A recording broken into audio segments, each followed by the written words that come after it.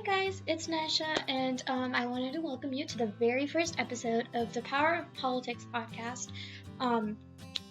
I'm super excited that you guys are all here, and I'm really excited to talk about politics and government, and because I think it's super interesting, and it's really important to know the way that our nation and our state and even our local counties work. So, to start off, since this is just the first episode, I definitely want to talk about something that can sort of set a cornerstone for future episodes to come. So let's start off with something that is close to my heart because I live in Georgia, but still applicable to everyone in the world, which is comparing the way the federal government runs to Georgia's government. Now, personally, I think it's super important that we talk about this stuff because a lot of people don't know the basics of how our government works. I mean, myself included. I, until very recently, just didn't bother to go and check out how, the inner workings of our government functioned, and I actually think it's really cool. So let's get started. Let's talk about it. So the very first thing I want to talk about is the executive branch of both types of governments. Now, I personally think that Georgia's government is very, very similar to the federal government in terms of structure. It is really just a microcosm of how the federal government works. In that we have a sort of central officer for the executive branch. In Georgia, that would be called the governor, Brian Kemp, and in the federal government, that is our president, Donald Trump. And then we also sort of have a hierarchy from there in both governments. So in Georgia, after the governor, we have the lieutenant governor, and in the federal government, we have the vice president after the president. In addition, both executive branches also have different sort of agencies or departments within the branch. For example, the federal government has 15 cabinet departments after excluding the main executive branch. And in Georgia actually has way more than 15. Georgia has over 25, which I think is really cool, and I thought it was really interesting that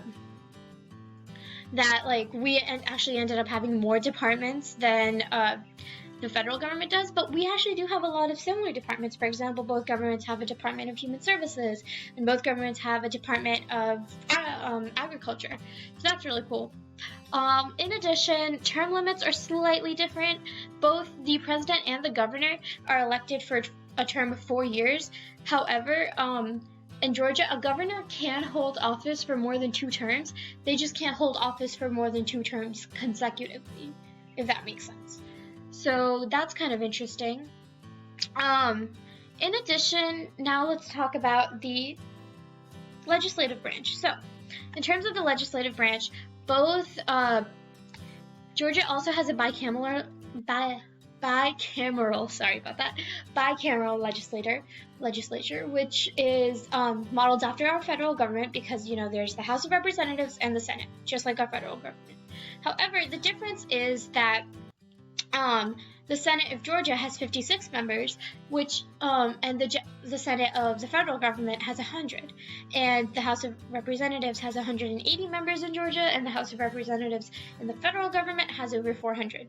So that's kind of the major difference, but I think it makes sense when you think about it because obviously, a state doesn't need as many people in the legislative branch.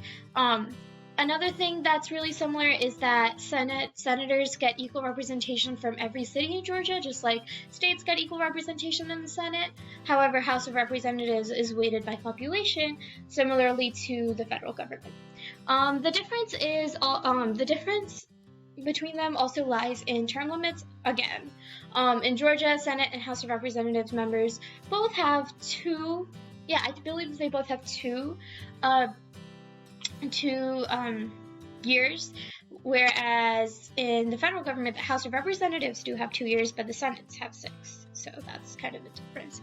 And finally, the judiciary branch. It's kind of complicated, but not really. They kind of follow the same basic structure where you have your base courts that have first jurisdiction, and then you have appellate courts, and then you have the Supreme Court for both Georgia and the federal court. The difference is that the federal court really can see cases from every state, whereas obviously Georgia's courts can only see cases from Georgia, and And Georgia actually has way more circuits. We have about 49 circuits in our Superior Court, whereas the federal court only has 7 or 9. I can't remember off the top of my head. But yeah, that's basically the major differences between Georgia's government and the federal government. I think this stuff is super, super cool because it's really interesting to see how states have taken